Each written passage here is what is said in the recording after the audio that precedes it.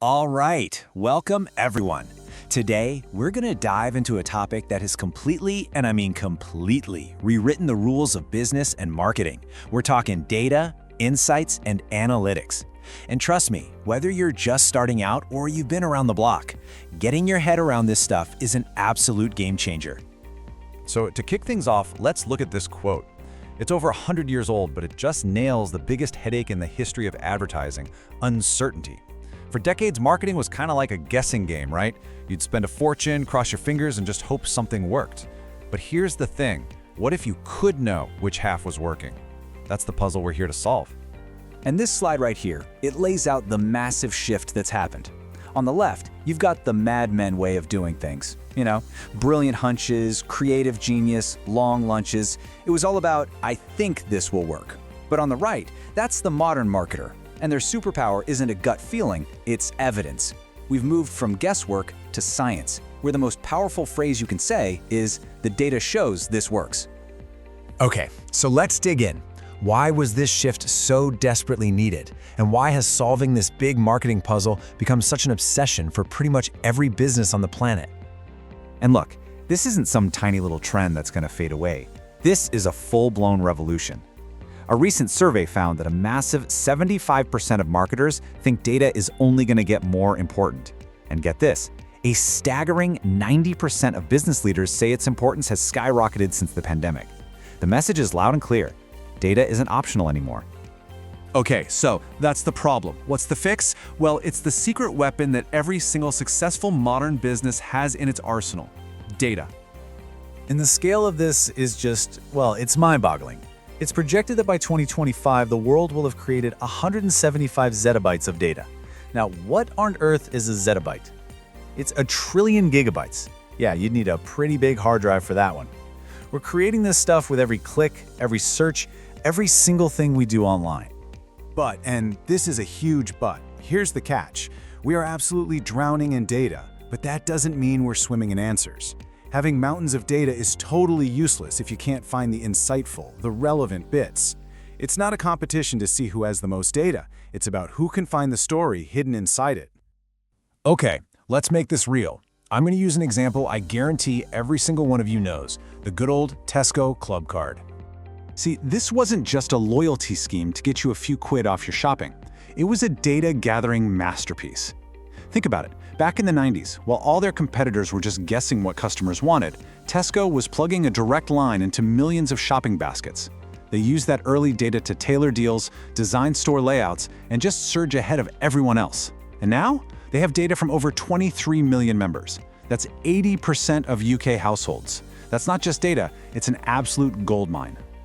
So you've got this mountain of raw data, like all those Tesco shopping records. How in the world do you turn that digital lead into actual gold? Well, this is where the magic happens. We call it insight alchemy. And honestly, the best way to get your head around this is to think about baking a cake. No, seriously, your raw data, that's just the ingredients on the counter: flour, eggs, sugar. Kind of useless on their own. You process and organize it, and now you've got information. That's your mixed up batter. But the insight? That's the delicious, finished cake. That's the aha moment when you finally understand what it's all telling you. Okay, so let's be super clear on what we mean by insight. It's not just a random fact. It's the why behind the fact. It answers the question, so what? An insight has to be actionable. If you find something in your data but you can't do anything with it, that's just an observation. If it makes you go, okay, now I know what to do next, that is an insight. And that right there brings us to the payoff. Why do we go through all this effort? It's simple, because insights let us make smarter decisions, kicking that old school guesswork to the curb and replacing it with solid evidence. Which brings me to honestly one of my favorite concepts in the entire data world. It's all about killing the hippo. And no, we are not heading to the zoo. HIPPO stands for the highest paid person's opinion. You know how it used to be the boss's gut feeling always won the argument? Well, in a data-driven culture, the evidence wins.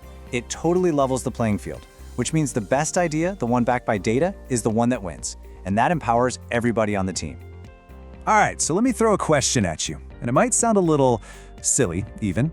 Which shade of blue makes the most money? This was a real question that a very, very famous company spent a ton of time and money trying to answer. That company was Google, and they didn't just guess. They didn't ask the head of design. They tested. They ran a massive experiment with 41 different shades of blue for their links to see which one people clicked on more. I mean, 41. Sounds nuts, right? But here's the punchline. Finding that one specific, slightly purpler side of blue that people were just a tiny fraction more likely to click on reportedly made Google an extra $200 million a year. $200 million.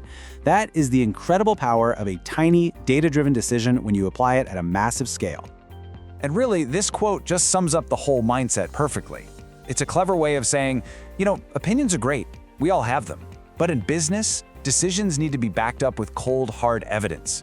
Your gut feeling is a fantastic place to start, but you've got to prove it with the data. So let's just land on this final thought, because it's a really important one. It's so easy to get lost in the numbers and the charts and think this is all about spreadsheets. But it's not. At its heart, at its very core, this is all about understanding people, what they need, how they behave, what motivates them, on a level we never could before. All right, so that's our whirlwind tour of the world of data, insight, and analytics. But look, the real learning, the real magic happens when we actually start applying these ideas. So enough of me talking. Now it's over to you. So I want to leave you with a few things to chew on to get our discussion going. First up, think about your own life. Can you think of a time a company used your data and it was a great experience, or maybe a bit of a creepy one? Second, think about a massive brand like Nike or Spotify. What kind of data do you think they're grabbing to make their decisions? And finally, let's go back to that Tesco gold mine. If you had the keys to all of that club card data, what is the one burning question you'd want to answer? Let's hear it. Let's talk about it.